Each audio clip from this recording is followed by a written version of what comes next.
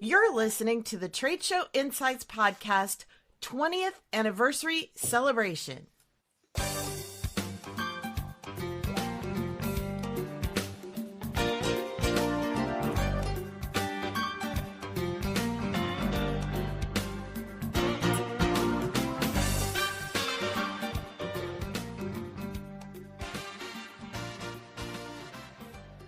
Welcome, everybody. I'm so excited. This is a once in a lifetime, the 20th anniversary of a podcast. Not that many podcasts have got to get to that point. I'm going to bring Jessica up on stage here real quick. So thank you to my guests who are here today. I want to introduce them real quick. We have Mercuro from Genesis Exhibits. We have Wendy Porter from Wendy Porter Events. We have Jessica Sibila from the Exhibitor Advocate and Rebecca Murray from Showcase Your Shine. So these are some of my all-time favorite guests. I wanted to invite them to be here with us today for this special once-in-a-lifetime broadcast. So I want to toss to them in just a little bit, but I want to give you just a little bit of history. And, you guys can feel free, both those of you on the, here with me in the studio, and then also those of you that are joining us and watching online, go ahead and feel free. If you have questions or you want to type comments in, go ahead and do that. We want this to be interactive as we go along. But a little bit of history, people are always asking because, 20 years ago, most people, for the four of you, were any of you listening to podcasts 20 years ago? No. Radio shows. Yeah. Well, and what's interesting is Apple just started, they considered their 20th anniversary last summer. I think June was what they considered the 20th anniversary of podcasting. So I was pretty much on the beginning end of it, but I had started listening to podcasts, right after they came out. And, I thought, oh, this is really cool. I thought, this is something that, growing up, I had always wanted to be a TV anchor. And, so the whole broadcast idea really appealed to me. And I thought, oh, this would be really cool. Well, then in early 2006, Expo Magazine, you guys remember Expo Magazine? Yeah. They started their podcast. And so I started listening to that. And I thought, oh, well, if they're doing a podcast for trade shows, then maybe I should start a podcast for trade shows. So I decided it might be fun. Didn't realize exactly how difficult it was going to be. Back then, at least, it was really complicated. It was funny. My husband actually found the checklist. He wrote out this whole checklist of all the different steps that I had to do to broadcast, to put out one episode. It was not easy. And on top of that, I decided to really over deliver. And they had such a thing back then called enhanced podcasts, which you guys probably have never heard of. But this is what I was listening to at the time. This was my iPod, the old iPod, the video screen. Those of you listening on the replay, it was the video screen iPod with the little wheel, the click wheel. And so I learned that there was a way you could create a podcast that had images attached. And so it was kind of like a slideshow. So I decided, rather than just an audio podcast, let's put all this together. So. Of course you did. Yeah, exactly. It was sounds crazy. Like every event professional. Well, we could do a little bit more. Yeah. Oh, why not? If I'm going to do this, why not add this? So yeah. So anyway, so that was my grand beginning.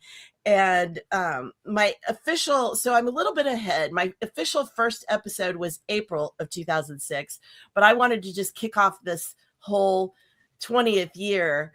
We've actually wrapped up season 20. That was last year because, of course, season 1 was before we got to the first anniversary. So, but I thought, what a great way to kick off 2026 is with this 20th anniversary podcast. But I want to ask you guys, what do you think my very first episode was about? The basics of trade shows.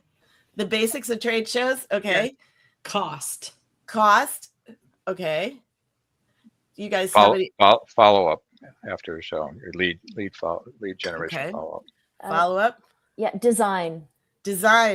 Boy, you guys all had really good guesses, and I've covered all of those things over the years. But my very, very first episode was a review. I had just gotten back from Exhibitor Show in Vegas. And so I did a review of Exhibitor Show, and it was kind of fun. I went back yesterday and actually listened to episode 1, which is interesting overall. I mean, I have not changed the format of the show all that much.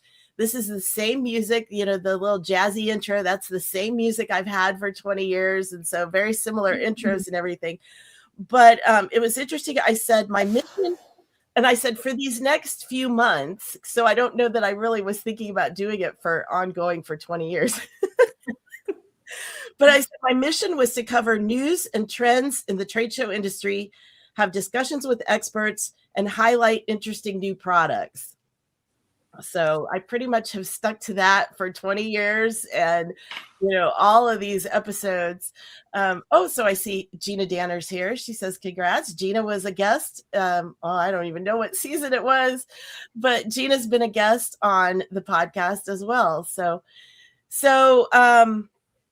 let's see. Another one of my early episodes, I was in St. Louis for something. And so I went to Craftsman Industries, which builds trailers, the big, they outfit the roadshow trailers. And so I did a factory tour. I took my little recorder around with me, and I did a factory tour and just kind of talked about road shows. And so I've done a lot of different things. Booth staff, I think one of you guys said booth staff. That was one of my early episodes too. Of course, you guys know me. That's one of my passion things.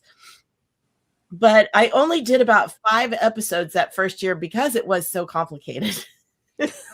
Smart.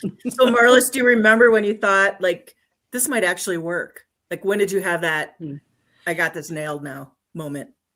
Well, the I got this nailed moment, I don't think came for several years just because it was so complicated. Like I said, I was only doing a handful of episodes. And even when I actually ramped up, I still have only committed myself to 1, maybe 2 episodes a month, just because I knew it was just way too much to commit. I know some people do weekly, but I think they have a whole team behind them and they're not trying to do it all themselves. So I never put myself on that path. Lynn is here. Great to see everyone on the panel, she said. So thanks for being here, Lynn. But yeah, so I don't know that I really felt like I really had a groove with it all for several years. It just was kind of like when I had time, I would put out an episode and it wasn't really a big deal. Finally in 2010, which, was 4 years in, that was when I really felt like I kind of got a groove. That was when I actually bought a domain, bought the domain of tradeshowinsights.com, because before that I'd had different platforms and different places where I was hosting the podcast, and some things weren't working so well, but but I bought the domain. I did my first expert interview. I had promised that in the beginning, but I really didn't do expert interviews for a while. It was all solo episodes in the beginning. And so my first interview was in March of 2010. So anybody want to guess what that topic was? I won't make you guess who my first guest was. I've done episodes on drayage. Yes, drayage and shipping, and all that stuff. You're still talking about drayage. 20 Still years talking later. about drayage 20 years later. Yeah. And what is drayage again? It's a made-up word. Yeah. Yeah, exactly. A made-up word that means expensive. Yeah, there you go. There you go. It's a French word for taking more money out of your pocket. Yeah, does anybody actually know the origins of that word? Does anybody ever look that up? That's a really interesting point. Yeah, I should do that. I don't know where that came from. There we go. We all have a mission now. We're gonna go look that up. But no, I feel like that's something you would know. Yeah, Al, you should be the expert on that. So no, my very first interview was Aubin Wilson, who I think was with George Little Management at the time, but talking about the show manager perspective. So how, what exhibitors need to know and how they can better work with show organizers, which again, this is again something we're still talking about 20 years later. It's interesting how a lot of the topics really haven't changed. I mean, life has changed. It was kind of interesting. I was looking up what life was like in 2006. So just to kind of take you back, MySpace was king. Okay. Twitter was brand new. YouTube had only been out about a year. The top movies were Pirates of the Caribbean and Cars. On TV, we were watching The Office and Lost, which, by the way, that was one of the podcasts that I listened to early on was the producers of Lost had a podcast that would come out the day after every episode. I was a huge fan. And so the day after every episode, they would put this out and talk about, last night's episode. And here's, all the behind the scenes stuff. So that was one of the early podcasts that I listened to. But the other thing, technology wise, the Nintendo Wii and flip phones were all the rage. And we were texting by going 1, 2, the same digit to get to the letter you wanted. Oh my goodness. Yeah. So, oh, look, we have Lynn is our resident expert here on drayage. She says it comes from dray, a low, strong horse-drawn cart used for heavy hauling, originating from Old English words meaning to draw or haul, with the age suffix denoting the act or fee for the short distance transport. There you go. Oh, So there we go. So Cool. That Yeah. makes sense. So there we go. Now we all learned Now we something know. today. But I like the definition of drayage just means expensive. Yes. All right. So what questions do you guys have for me about the history of kind of, any other questions about how I got started? Marlis, I'd love to know, because you've talked a lot about the episodes that you did in the beginning, and obviously we're still talking about those topics, but is the content the same around those topics, or do you find that there's been a shift in how we deal with those topics today? I think a little bit of both. I think that some things have not moved on and changed as much as we would have liked, in those 20 years.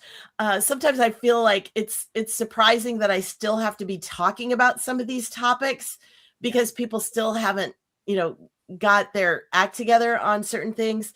One of the things that I talked about early on was about incorporating, virtual into a part of the trade show aspect, doing basically what everybody calls hybrid now, of having, the online and the offline elements and bringing it all together. Of course, back then, we were talking MySpace and Second Life and all that kind of stuff, but it was something that I felt like needed to be incorporated. And then, of course, when the pandemic happened, I thought, okay, now everybody gets the point of why we need to have this virtual component too, and having more of a 365 show. That's always been my thing, is like, your show is not 1 week. Your shows should be, throughout the year. You should have components and things that can interact throughout the year. And those kind of things just still haven't caught on. Booth staffing techniques, I'm still talking about that because people still haven't caught on to that, how to do, better job in the booth. We've talked about it a lot here, drayage, all the behind the scenes things, stuff that still, and Jessica, you deal with a lot of that with the exhibitor advocate, about, all of the costs and the money that exhibitors have to pay just to get there, that really doesn't have anything to do with their ROI, and that's such a struggle. It is. It's funny, we kind of make a joke about drayage, but it is shocking that we're still talking about it. We're still struggling with it. And there's plenty of other issues that we want to address, but we really do need to figure out how to help exhibitors understand the cost of drayage and what's included in that, and identify why that particular line item continues to go up without a lot of understanding for what's built into that. I know there's a lot. We talk about it all the time. There's a lot that's built into it, but I think exhibitors are not at a point where they can pay those prices anymore without having the transparency of what goes into it. So it is shocking that we're still talking about that, and that our exhibitors are still being pressed for more money without more value. Yeah. Yeah. And it's something that we know won't ever go away, but it seems like it just is like this looming issue. So yeah, we need that predictability, right? We need that understanding of what we're getting for the price that we're paying, right? Yes. I think we just did a study, I think you'll see it come out, that 50% of what exhibitors pay for is in booth space and show services. So 50% going to non-revenue generating expenses. It's a problem. And if you add shipping to that, it's 60%. Yeah. Yeah. Wow. I was just thinking the other day how thankful I am that I no longer have to be part of the dreaded home show season.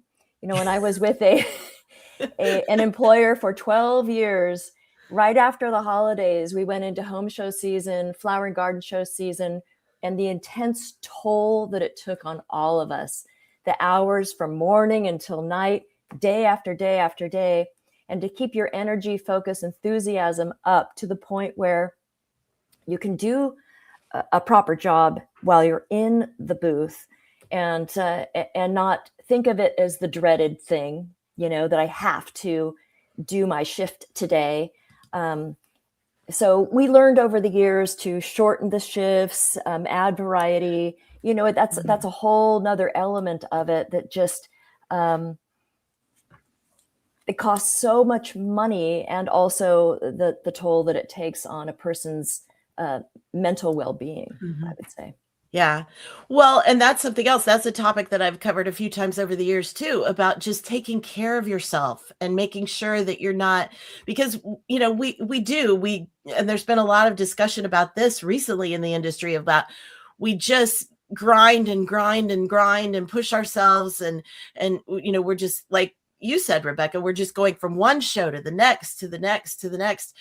And we're never really stopping to think about what we're doing to our bodies and to our emotional health and all those kinds of things. So I think that's another thing, and going forward, I need to do more topics on that, about wellness and taking care of ourselves.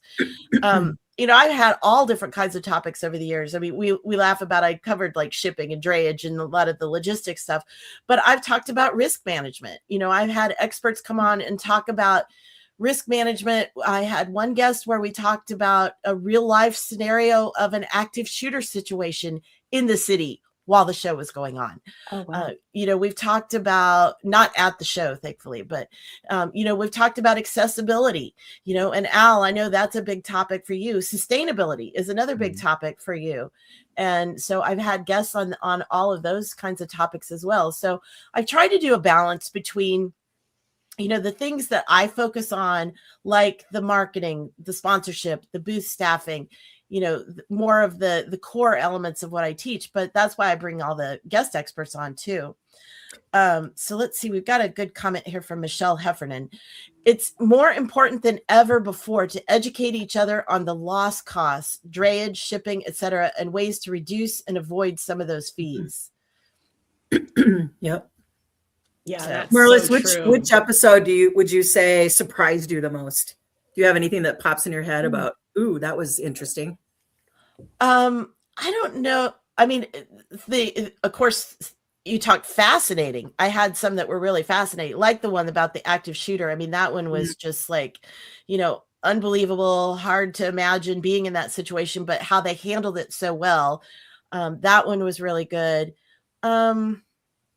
Yeah, I don't know what I would say as far as like, anything that was really shocking to me, but I think there's been a lot of them one of them, you're talking about accessibility. One of them was, I interviewed Joan Eisenstadt. You guys probably all know her. Joan and I walked she rode the exhibitor show floor in Vegas one year, and I got to see from her eyes how many of the booths are not accessible. Yep. And so then I interviewed her about, what is it that these exhibits could do differently, and why is this, how can we make this better? And so that was a really eye-opening episode for me. I had somebody one time complain, they were in a wheelchair, and complain about our carpet in our booth because we had the extra padding. Oh yeah. So they came in, and it never had occurred to me that could be a challenge for somebody. And of course we offered to help, but they didn't want the help. And that, I was trying to think about our people who are standing for hours on end and trying to make it as comfortable for my staff as I could, but yet, the opposite happened. So it's interesting. Well, and it's so many things, because it's like, the raised platform, it may be raised just a tiny bit, but it's, not only can it be a trip hazard, but it also is, it's hard for those scooters to go up onto that area. And of course, the double-decker booth, it's like you just cut them out completely of the upstairs. No, it's all part of the planning. If it's planned into the design, there are ways to put access ramps into a raised floor, to give access to, but not a lot of designers, not a lot of exhibit companies are doing that. Well, and you need a long runway for that because of the angle, right?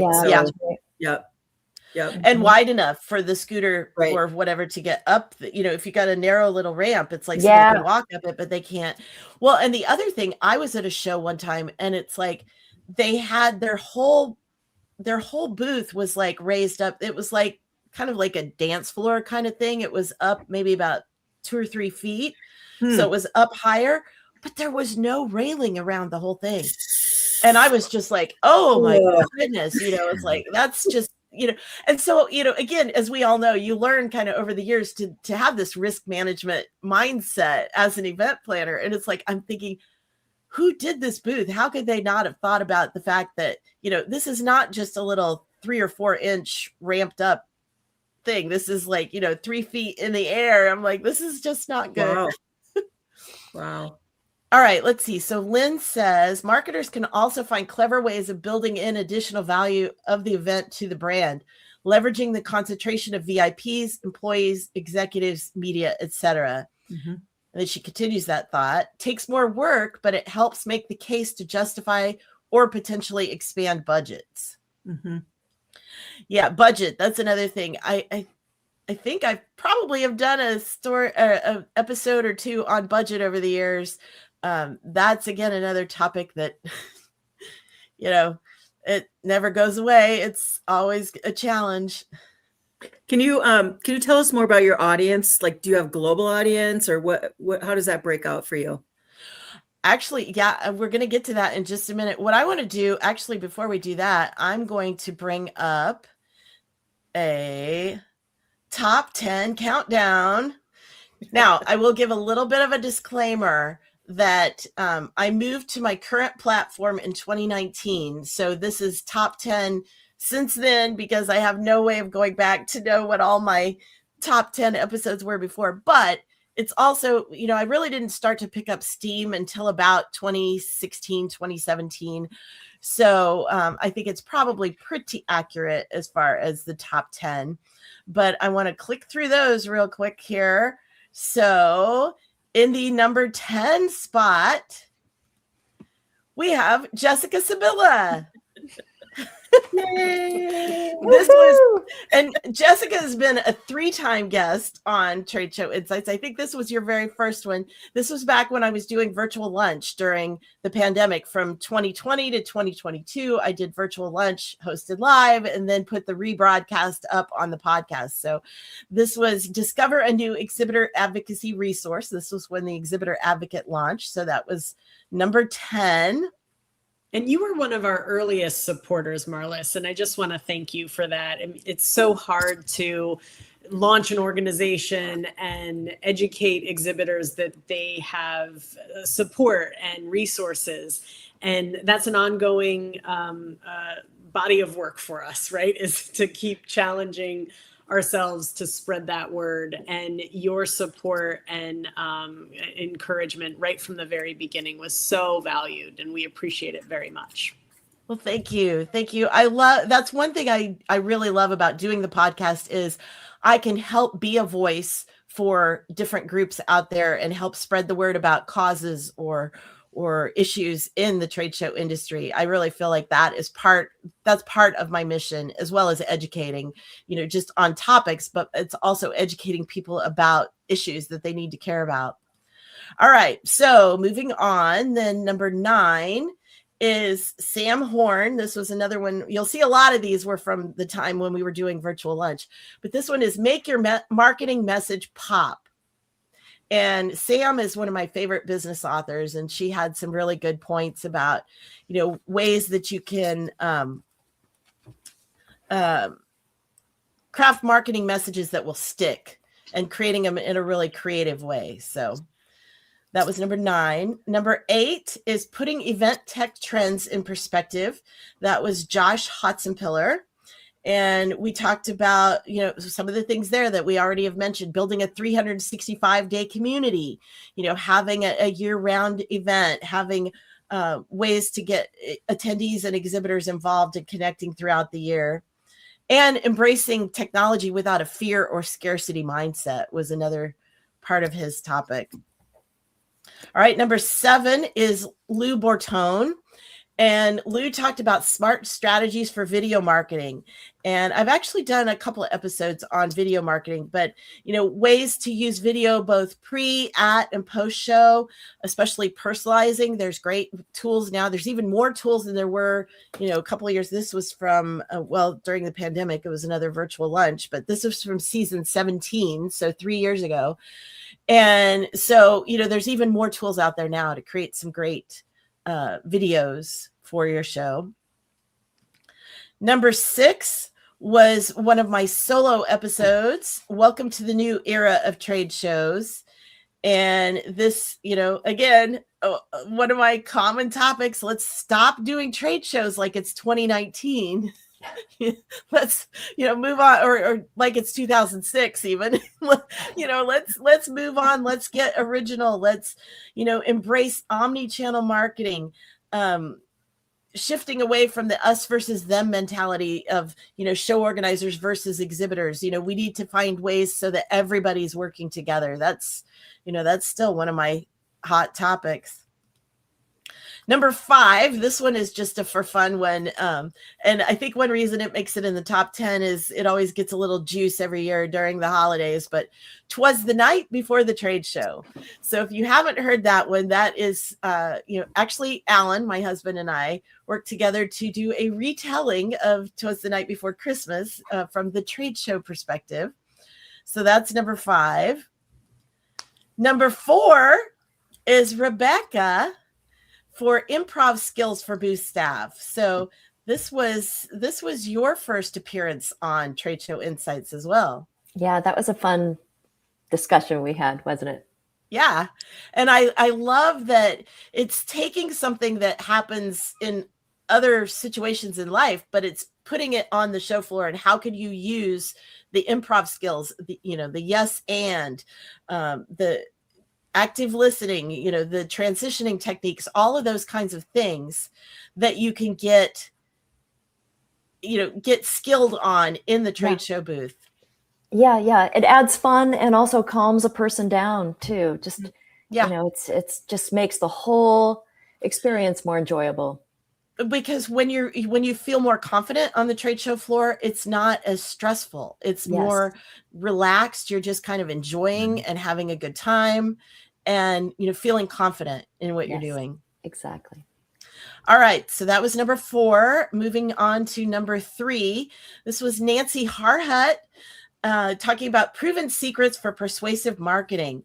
And these were things like all the different psychology that you can use of like pricing psychology, giving people control, offering them choices, letting them feel like they're more in control of their choices, and also framing deals as equitable. So there's all of these great ideas and strategies in there. And so all of these, and when I post this recording later as the actual podcast episode. I will have links to all of these previous episodes in the show notes. But yeah, I recommend if some of these you've missed over the years, go ahead and check them out. Number 2 was Dr. Bob Nelson talking about create a buzz in your booth. And this one was tying your booth attractions to your brand to make them more memorable. Also, he talked a lot about, hold on a second. Because if you're not familiar with Dr. Bob Nelson, he is the author of 1,001 Ways to Reward Employees. And so he talked a lot about rewarding your booth staff and showing appreciation. And, that's a big thing because, we all know they're working very hard during those days. And so rewarding them in ways that, that they feel like they're really appreciated for all their work in the booth. And our number 1, let's see here. Hold on just a second.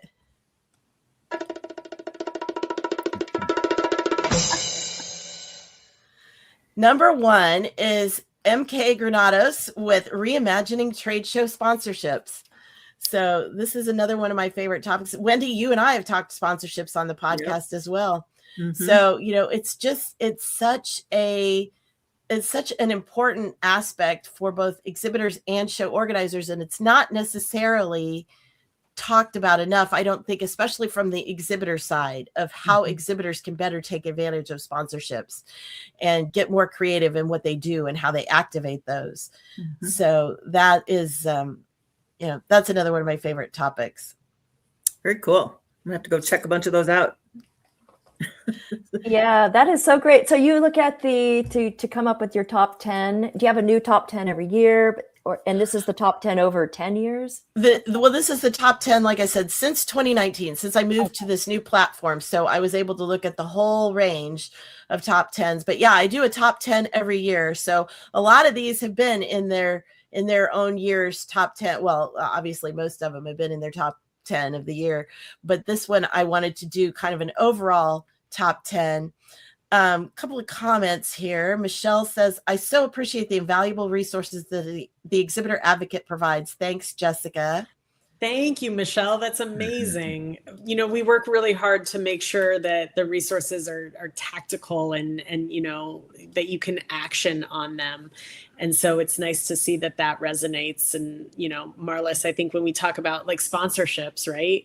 Making sure that our show organizers understand what an exhibitor needs is part of opening up that conversation. So I love that was number 1 on your podcast. Thanks.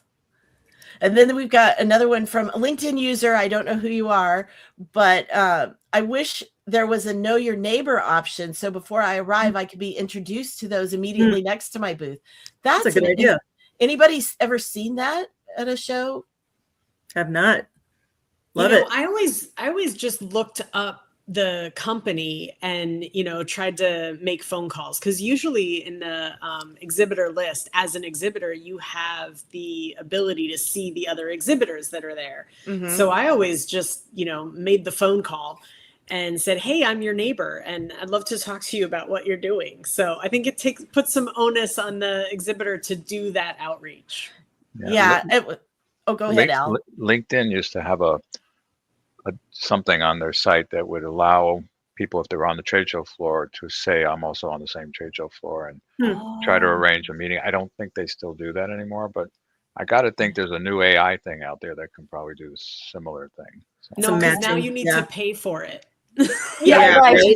Exactly. Yeah.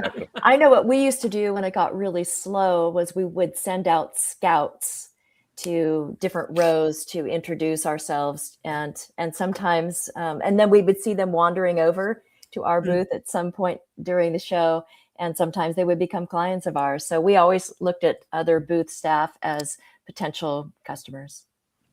Yeah, and it's really interesting. I'm trying to think, of course, 20 years worth. I don't remember every single episode. I'm not sure if I've ever done one on competitive intelligence before, but that would be a good topic to That would do. be.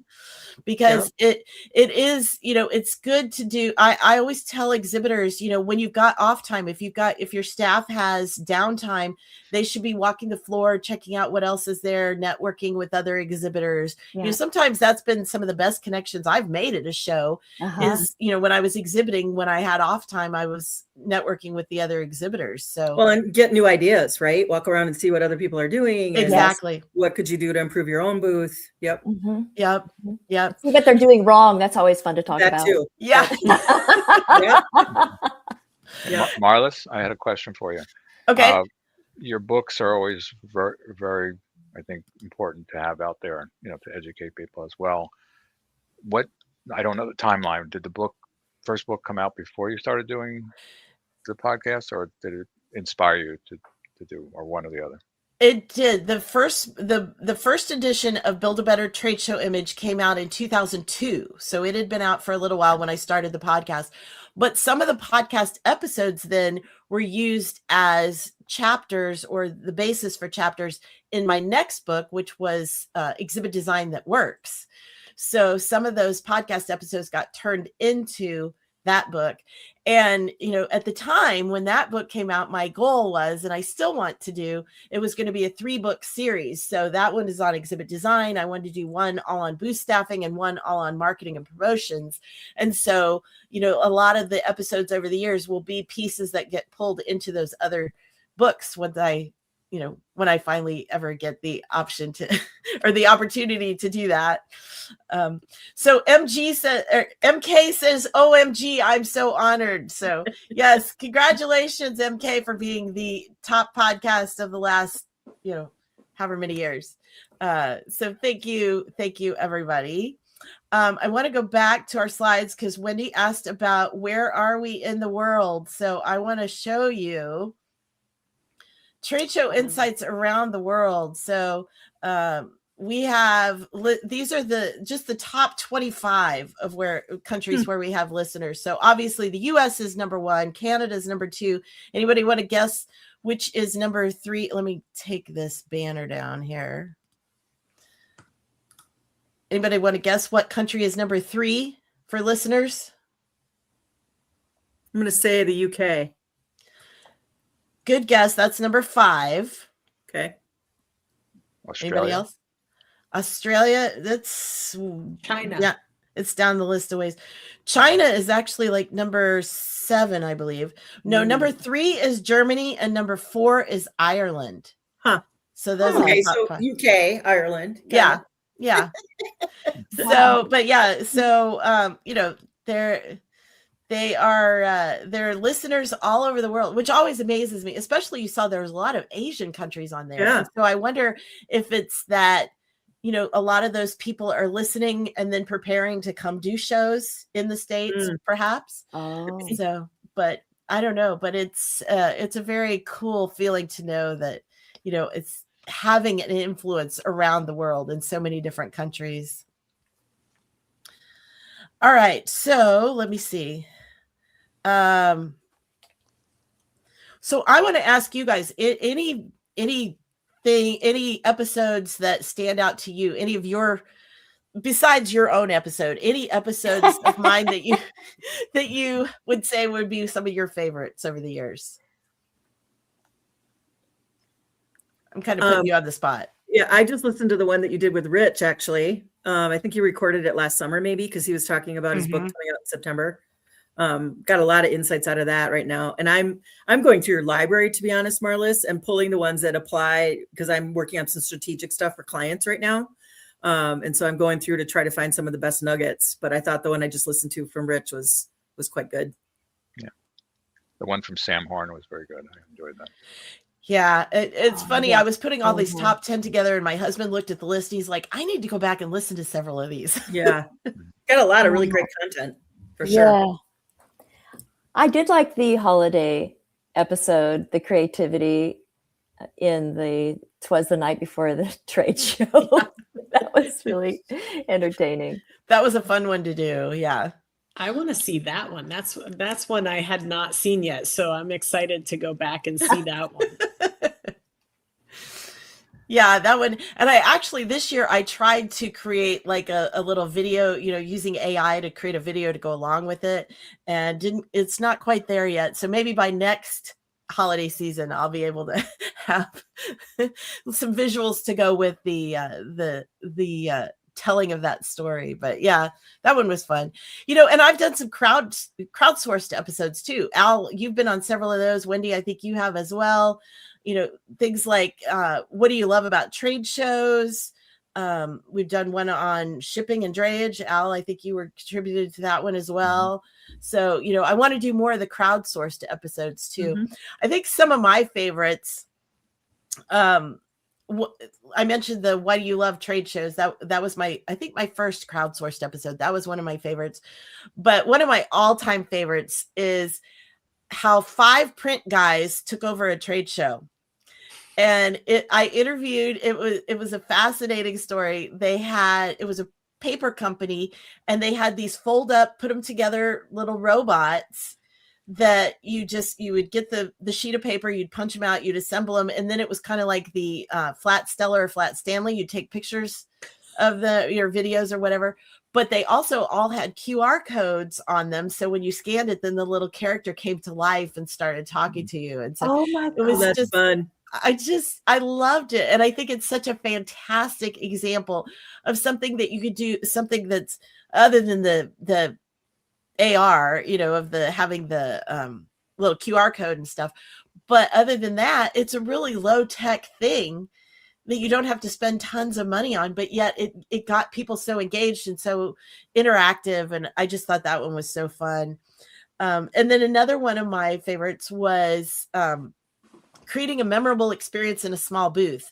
And that was actually one of my client case studies where she had taken the advice that I'd given her, and she had this little 10 by 10 at a medical show. And all of a sudden she became like one of the hottest booths on the show floor. She did this interactive activity, and doctors were actually coming back and bringing colleagues and saying, you've got to check this out. And so that was fun to be able to highlight her. And do you remember what the interactive activity was?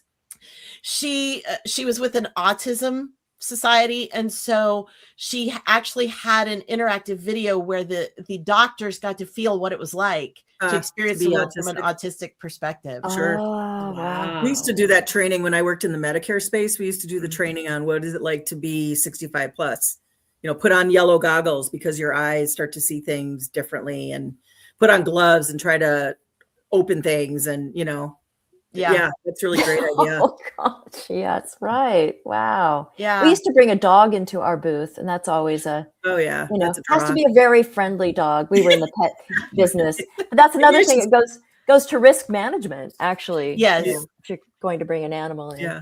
I should start bringing my dog though. She'd love it.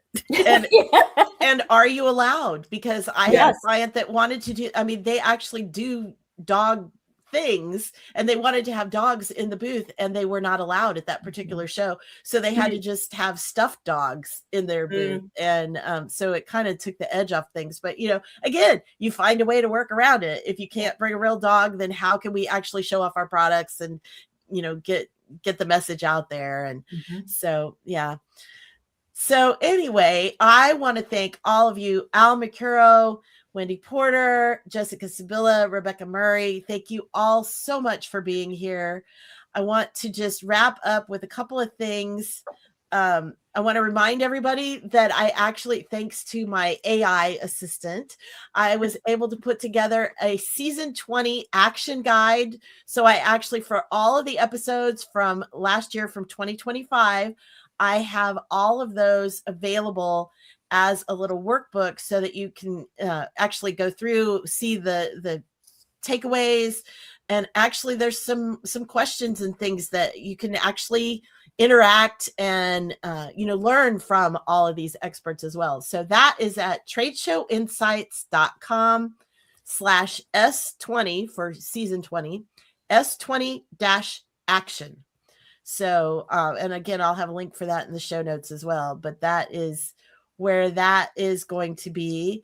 So thank you guys. Any final thoughts from you guys. Congratulations. Yeah, You know, 20 yeah, we years is a long time to do Yeah. anything, but to do it with such success and such passion that you still have, finding new ways to bring this information to our industry is incredibly important work. And so congratulations to you for doing what you do and continuing to do it in the future.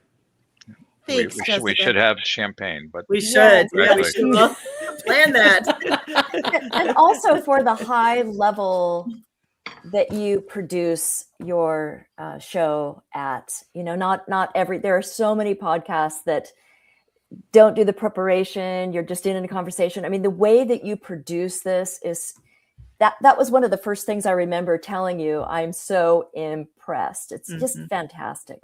Truly. It feels like a PBS show. Your music coming in and your outtakes. It's really well done, Marla. So very well done. Congratulations. Maybe you can produce the Exhibitor Advocates webinars.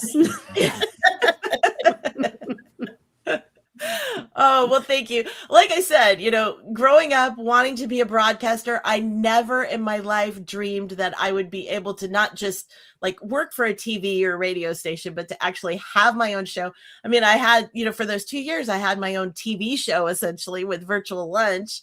And, you know, and then to be able to have been a podcaster for 20 years, I mean, it's, you know, it's such a fun thing and such a great honor. And, you know, I truly couldn't do it without wonderful guests like all of you.